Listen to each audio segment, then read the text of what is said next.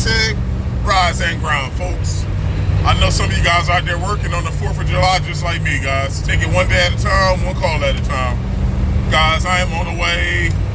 This is a referral from an existing maintenance customer. This customer has a church, and from what the guy told me over the phone, he has multiple split units, but he has a unit in the attic. He said that someone else already came out, and they said the AC wasn't working. Someone came out and told him that he needed new ductwork. So at this point, they're kind of perplexed with the recent diagnosis. And one of the customers, we actually just put a fan motor in at this customer's house last week. They referred us over to this church. Guys, I'm on the way there right now to go take a look, and let's see what we find. I'll see y'all when I get there. All right, guys.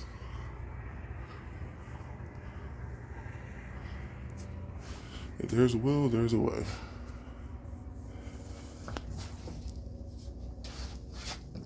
There's 2 different units here. This is for the 2nd floor. There's a general area on the 1st floor. They have a unit in the basement, air handler, and a heat pump downstairs in the basement that does a majority of the 1st floor. This unit, technically we're in the attic, does technically the same area on the 1st floor, but when it gets real hot, both of these units needs to run, or at least that's how it was explained. But the issue is, he said when this unit was running, it was making a noise like a squealing sound, and he came up here and this wheel was broken. So what he did was he replaced the wheel, but he couldn't get this motor in. And guys, there is no warranty on customer supplied parts. He said that he got the OEM motor and the OEM wheel. And this looks to be a C60. This is a 5-ton. What's the voltage? 208? 230? This looks like an old air handler nonetheless, but this is a 230 volt, 5-ton air handler.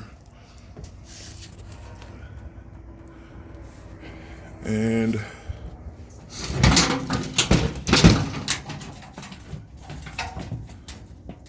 just looking at this motor here.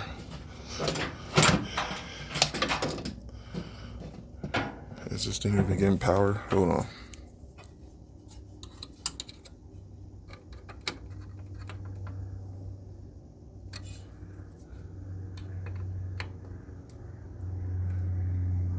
Negative. All right. Here's the power going down. Probably somewhere in the basement. All right, guys. Without power, there is no repair. Let me go downstairs. I'll be back.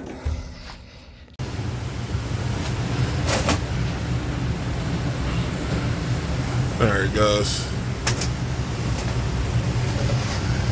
This is the 1st floor unit that I'm getting a 20-degree split from. This is another unit on the 1st floor. I think it's like a back office area, like a conference room, but this isn't going to do much for that 2nd floor either. But look at this.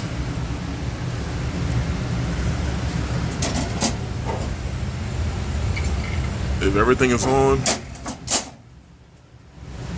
that means they must have cut power somewhere in the attic and used that 240 for something else. Guys, I think this blow motor and squirrel cage is going to be the last thing on the list here. If we don't have power going to this air handler, we don't have a game to play, boys.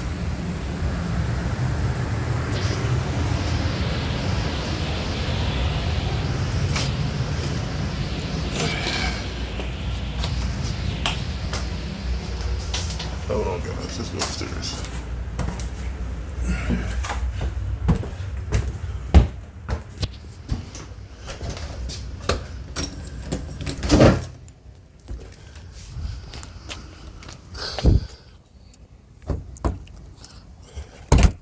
So what the guy told me, the story keeps getting better.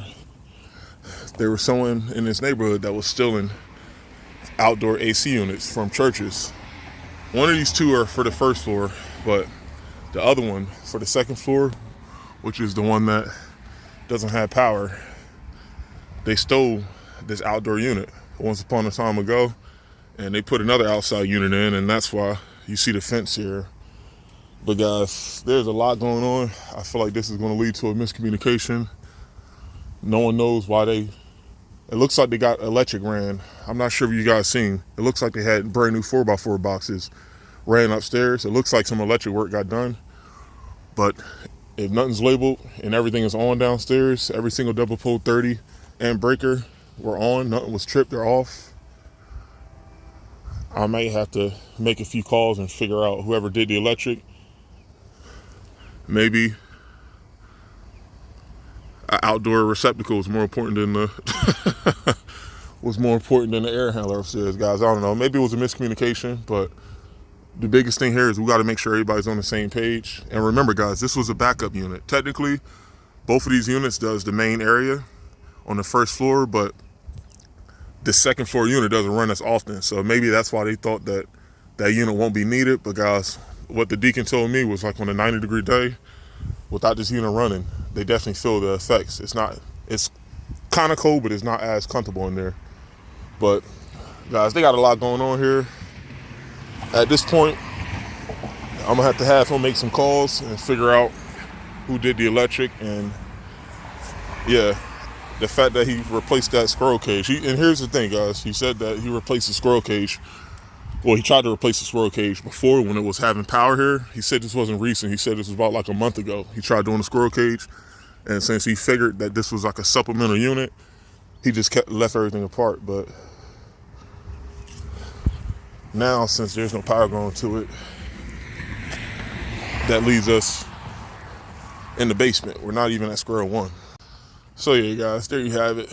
This was a diagnose without a repair. They're going to have to figure out, we can give them a quote for running a 10-2 wire. It looks like they had space in one of the breaker panels. We can probably give them a quote for running 10-2 from that panel in the attic. But since they already got electric work done, whoever did that probably already knew what wire was there. I don't know I don't know. The guy here doesn't know what he connected it to, but it was someone else to hire the electric work to get done. But at this point, guys, we all got to get on the same page. And I think I'm the last leg of the puzzle here. There's really nothing I can do now without knowing where the wire is hooked up to. And if it's hooked up to something important, they're going to have to run another dedicated wire from the breaker upstairs to the attic. But all right, guys, let me make some calls and let me put this in the notes. And we got to follow up with these people and figure out what they want to do. But all right, guys, I'll see y'all in the next one. Peace.